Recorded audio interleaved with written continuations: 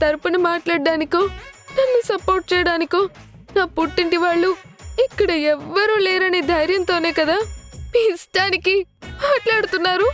మాట్లాడండి. మీకు తలుంచి తాళి కట్టించుకున్న తర్వాత మీరెన్నన్నా పడాలి, చచ్చినట్టు పడుండాలి. ఇవాళ తిట్టారు, రేపు కొడతారేమో, కొట్టినా పడాలి కదా. ఏంటి నువ్వు ఇలా మాట్లాడుతావు? నువ్వు ఏడ్చేంతగా నేనేం తిట్టానని? ఏం తిట్టారా? తిట్టినా మీకు గుర్తుండకపోవచ్చు గాని తిట్టించుకున్న నాకు బాగా గుర్తుంది. తలుచుకుంటేనే ఇంకా దుఃఖం పొంగుకొస్తుంది. ఇదిగో ప్లీజ్, దయచేసి అలా ఏడవకు. నాకు మాత్రం ఏడవడం సరదానా ఏంటి? మీరన్న మాటలు గుర్తొస్తుంటే ఏడుపు ఆటోమేటిక్గా తన్నుకొచ్చేస్తుంది.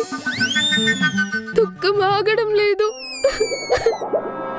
సారీ, నువ్వు ఇంత హర్ట్ అవుతావు అనుకోలేదు. నువ్వు నా డబ్బులు అని తిరిగిచ్చేటప్పటికి నా ఈగో హర్ట్ అయింది. అంతే, మీకు ఈగోనే ముఖ్యం, భారీ ఎమోషన్స్ ముఖ్యం కాదు.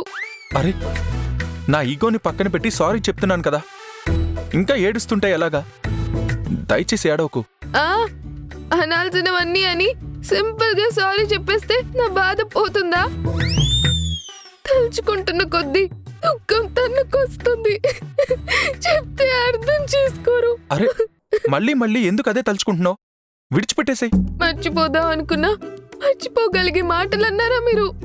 అయ్యో, అంత పెద్ద మాటలు నేనేమన్నానని? మీకు మాటలు చిన్నగానే అనిపించొచ్చు, తగిలిన నాకు తెలుస్తుంది కదా. సరే సరే, ఏదో పొరపాటున నోరు జారాను, అవేమీ మనసులో పెట్టుకోకు. మళ్ళీ ఇంకోసారి అలా మాట్లాడను. I'm sorry. బాగా తిట్టేసి 3-4 సార్లు సారీ చెప్పినంత మాత్రాన బాధ పోతుందా?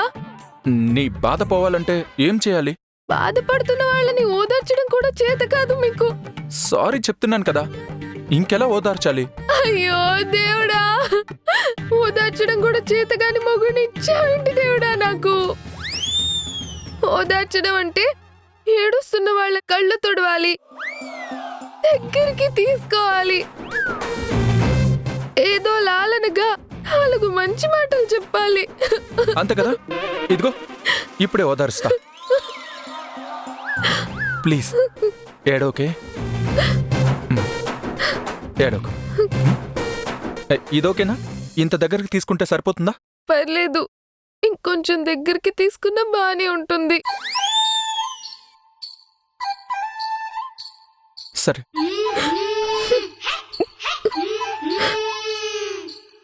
ఊరుకో. ఓకేనా? ఓకేనా అంటే ఓకే చేసుకోవాలి. నాకంతకంటే అర్హత ఎక్కడుంది? అర్హత గిర్హత అని మాట్లాడతావేంటి?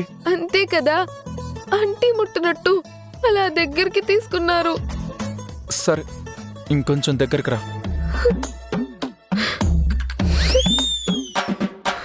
ఊరుకో.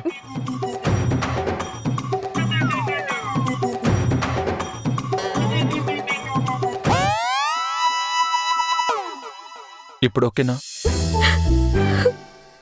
చూడు, ఇలా చిన్న చిన్న వాటికంతా ఏడుస్తూ ఉండకూడదు. ఎవరైనా చూస్తే నేను రాచి రంపన పెడుతున్నాను అనుకుంటారు. ఏదో ఇది రాత్రివేళ కాబట్టి, అది మన బెడ్రూమ్ కాబట్టి ఎవరు చూడలేదు. అదే అమ్మా నాన్న చూసుంటే నన్ను అనవసరంగా తిట్టుండేవాళ్ళు. అనవసరంగా తిట్టుండేవాళ్ళు అంటారు. మీరు ఏడిపిస్తేనే కదా నేను ఏడుస్తున్నా. నేను ఓదారుస్తున్నాను కదా, ఇంకా ఎందుకు ఏడుస్తున్నావు? సరే, ఇంతగా బతిమలాడుతున్నారు కాబట్టి ఈ ఒక్కసారికి ఏడు పాపాలనుంది.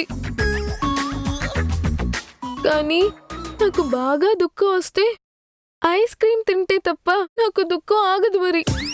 ఐస్ క్రీమా? అవును, ఒక్క ఐస్ క్రీమ్ తింటే తప్ప దుఃఖం తగ్గదు. ఇదేం దుఃఖం? అదంతే, ఐస్ క్రీమ్ దుఃఖం, చాక్లెట్ దుఃఖం అప్పుడప్పుడు వస్తూ ఉంటాయి. అవునా? అయితే ఒక్క నిమిషం ఉండు. ఫ్రిడ్జ్లో ఐస్ క్రీమ్ ఉందో లేదో, కనీసం చాక్లెట్స్ అయినా ఉండుంటాయి. వెళ్ళి అర్జెంట్గా పట్టుకొస్తా.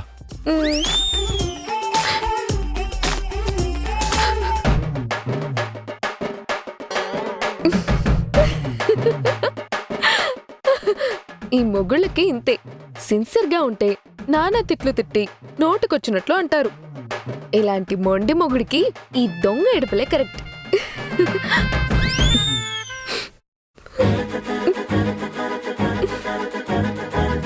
ఇదిగో ఐస్ క్రీమ్ లేదు, ఈ చాక్లెట్తో సరిపెట్టుకుంటావా? ఏం చేస్తావు? ఈసారికి చాక్లెట్ తోనే సరిపెట్టుకుంటా.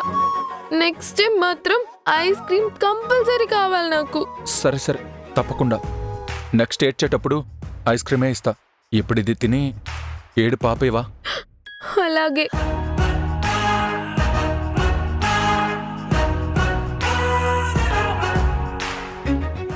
తిను.